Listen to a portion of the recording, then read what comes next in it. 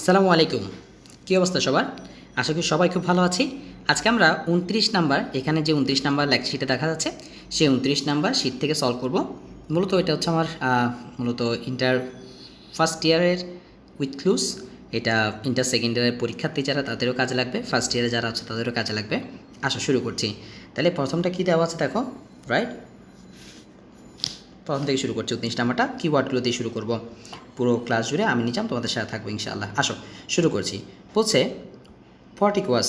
ফর্টিকুয়াস মানে কি? এই নাম্বারটা ফর্টিকুয়াস মানে হচ্ছে বারান্দা, রাইট? ঘরের বারান্দাকে বলে আমরা ফর্টিকুয়াস। ফিউরি, ফিউরি মানে হচ্ছে ক্ষিপ্রতা। এক্সটার্নাল মানে বাহ্যিক। ফাসার্ড, FACAD, ফাসার্ড মানে হচ্ছে বিরাট কোনো বিল্ডিংয়ের বা দালান কোঠার সামনের ভাগটাকে বলে আমরা ফাসার্ড। সাবস্টিটিউট, সাবস্টিটিউট মানে হচ্ছে বিকল্প। তারপর আর্কিটেক্ট, আর্কিটেক্ট মানে বুঝে স্থাপত্য শিল্প। তারপর হচ্ছে অ্যারেঞ্জ মানে আয়োজন করা। আর্কিটেকচার, আর্কিটেকচার মানে তো বুঝি আমরা সেই স্থাপত্য শিল্পীকে বলে আর্কিটেকচার। তারপর ইন্টারনাল মানে অভ্যন্তরীণ। স্কেল মানে তো স্কেল, মাত্রা। স্কেল মানে হচ্ছে মাপঝোঁক। ইভলভ, ইভলভ মানে হচ্ছে প্রকাশিত হওয়া, সামনে আসা, বা কোনো কিছু লাগানো, বা কোনো কিছুকে প্রকাশ করা, কোনো কিছুকে সামনে নিয়ে আসা, ব্যক্ত করা, রাইট? এই ধরনের মিনিং দেয়। প্রোটেক্ট মানে হচ্ছে রক্ষা করা। শুরু করছি। The design of our parliament house building, আমাদের পার্লামেন্ট বিল্ডিংয়ের ডিজাইনটা made by the famous dash professor Louis I Kahn. Professor Louis I Kahn এটা কী করেছে? এটা আর্কিটেক্ট করেছে। তাই লিখতে পারি বাই দ্য ফেমাস আর্কিটেক্ট। তাহলে লিখতে পারি আর্কিটেক্ট। তাহলে the design of our parliament building made by the famous architect professor Louis I Kahn. Professor Louis I Kahn নামের সেই প্রফেসরটা কী করেছে? এই জিনিসটা তিনি তৈরি করেছে। বলছে was dash from the basic human requirement, মানুষের বেসিক হিউম্যান রিকোয়ারমেন্টের স্কেল তিনি মেনটেন করে এটা তৈরি করেছে।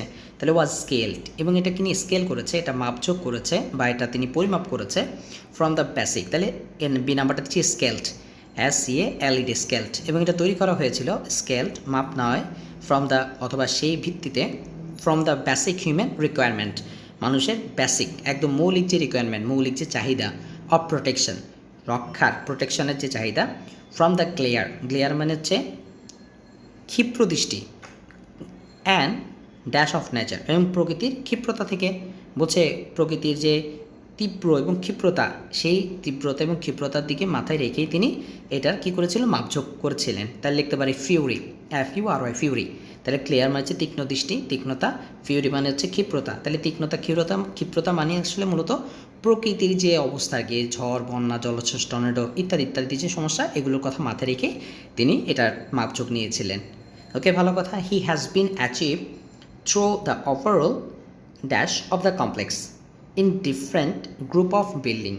তাহলে বলছে হি ওয়াজ বিন অ্যাচিভড, সেটা অর্জন করেছিল, থ্রু বলছে দ্য ওভারঅল সর্বোপরি ড্যাশ দ্য কমপ্লেক্স, কমপ্লেক্সের অ্যারেঞ্জমেন্টের মধ্য দিয়ে।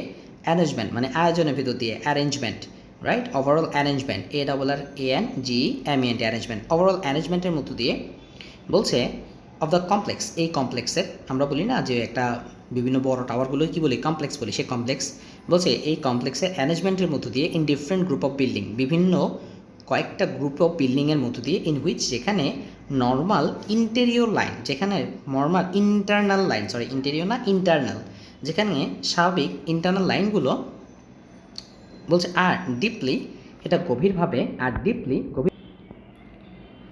ওকে, বলছে ইন্টারনাল, নর্মাল ইন্টারনাল অভ্যন্তরীণ লাইন, সেই রেখা, আর ডিপলি যেটা কিনা গভীরভাবে, রিসিডেড যেটা কিনা কী করা হয়েছে? রিসিড করা হয়েছে। রিসিডেড মানে খুপড়ি কাটা, খুপড়ি কাটা মানে হচ্ছে গর্ত করা বা যে কোনো প্রকার প্রোটেকশন নেওয়া আর কি। খুপড়ি কাটা, বাংলা যদি বলে এক শব্দে খুপড়ি কাটা, কোনো কিছুর খুপড়ি কাটা বা কোনো কিছুর গর্ত তৈরি করা বা কোনো কিছুর প্রোটেকশনের জন্য কোনো কিছু তৈরি করা। তাহলে বলছে ডিপলি রিসিডেড বাই, লিখতে পারো সাবস্টিটিউটের সাথে আইন যুক্ত করে দিতে পারো, সাবস্টিটিউইং, কেন? বাই হচ্ছে একটা প্রিপোজিশন, প্রিপোজিশনের পরে ভার্বের সাথে আইন যুক্ত হয়। সাবস্টিটিউট মানে হচ্ছে বিকল্প তৈরি করা, বিকল্প কোনো কিছু করা। তাহলে সাবস্টিটিউটের সাথে আইন যুক্ত করে দিলাম, সাবস্টিটিউইং, রাইট? সাবস্টিটিউইং। ওকে, তাহলে বলছে এখানে খুপড়ি কাটা হয়েছিল বাই সাবস্টিটিউইং, বিকল্পর মধ্য দিয়ে, with huge geometric openings, huge বিশাল পরিমাণ, জ্যামিতিক ওপেনিংস অর্থাৎ উন্মুক্ত করার মধ্য দিয়ে, অন ইটস আউটার তার বাইরের, ড্যাশ বলছে তার বাহিরের সেই বিল্ডিংয়ের বাহিরের অংশটাকে তিনি কি করেছিলেন, তিনি এটাকে জিওমেট্রিক একটা শেপ দিয়েছিলেন, জ্যামিতিক একটা ওপেনিং মানে উন্মুক্ত করেছিলেন, অর্থাৎ একটু জটিল করে করেছিলেন আর কি। জ্যামিতিক ওপেনিং মানে হচ্ছে একটু জটিল করে করছে। তোমরা হয়তো বা জানো কিনা জানি না, সেটা হচ্ছে আমাদের জাতীয় সংসদের, আমাদের পার্লামেন্ট হাউসের যে ডিজাইনটা কিন্তু অনেক জটিল। কেউ যদি যায় ভিতরে সেক্ষেত্রে কিন্তু তাকে যদি তার পরিচিত কেউ না থাকে, সে একা ঘুরতে গেলে সে হয়তো নিজেকে হারাই ফেলার সম্ভাবনা আছে, মানে বারবার শুধু ঘুরবে কিন্তু বুঝতে পারবে না আসলে সে করতে ঘুরছে। যাই হোক, এটাই বলছি, জিওমেট্রিক ওপেনিং, বিশাল পরিমাণ জ্যামিতিক একটা ওপেনিং, উন্মুক্ত করে দেওয়া অন ইটস আউটার, তার বাইরের লিখতে পারো ফাসাড মানে হচ্ছে দালান বা বিল্ডিংয়ের সামনের ভাগটা, তাহলে আউটার ফাসাড বাইরের সেই বিল্ডিংয়ের সামনের ভাগটা, forming the visual characteristics of the building, যেটা কিনা সৃষ্টি করেছে ভিজুয়াল দৃশ্যমান ক্যারেক্টারিস্টিক্স বৈশিষ্ট্য সৃষ্টি করেছে অফ দ্য বিল্ডিং, যে বাইরের অংশটা যেটা কিনা কী করেছে, সে বিল্ডিংয়ের বাহিরের যে সৌন্দর্যকে সৃষ্টি করেছে, ফর্ম করেছে। Thus conservational method of protecting external window have been effectively evolved.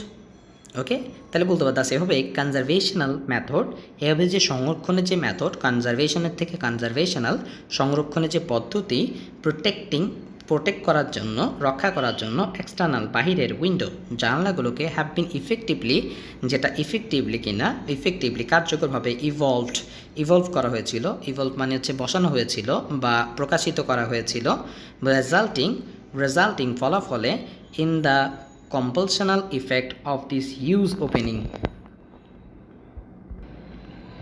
resulting ফলাফলে ইন কম্পোজিশন মানে গঠনগত ইফেক্ট, প্রভাব। তাহলে বলছে ফলাফলে একটা গঠনগত প্রভাব রয়েছে অফ দিস হিউজ, এই বিশাল ওপেনিং, উন্মুক্ত করার ক্ষেত্রে বিফটিং মানে হচ্ছে যুগোপযোগী, befitting the dash of the building, এবং যুগোপযোগী বলছে বিল্ডিংয়ের সম্মুখভাগটাকে যুগোপযোগী করার ক্ষেত্রে অনেক বেশি গঠনগত একটা প্রভাব পড়েছে। তাহলে বলতে পারো সম্মুখভাগটা কি ফাসাড, তাহলে ফাসাড শব্দটা দুইবার ব্যবহার করা হয়ে গেল। যাই হোক, তাহলে আনসারটা এ নাম্বারটা হচ্ছে আর্কিটেক্ট, বি নাম্বারটা হচ্ছে তোমার স্কেলড, সি নাম্বারটা হচ্ছে ফিউরি, ডি নাম্বারটা হচ্ছে অ্যারেঞ্জমেন্ট, তারপর হচ্ছে ই নাম্বারটা হচ্ছে ইন্টারনাল, এফ নাম্বারটা হচ্ছে সাবস্টিটিউইং, এরপর হচ্ছে জি নাম্বারটা হচ্ছে ফাসাড, এইচ নাম্বারটা হচ্ছে প্রোটেক্টিং, আই নাম্বারটা হচ্ছে ইভলভড এবং যে নাম্বারটা হচ্ছে ফাসাড। ক্লিয়ার? That's it. দেখো নেক্সট ক্লাসে, সে পর্যন্ত ধন্যবাদ সবাইকে। আসসালামু আলাইকুম।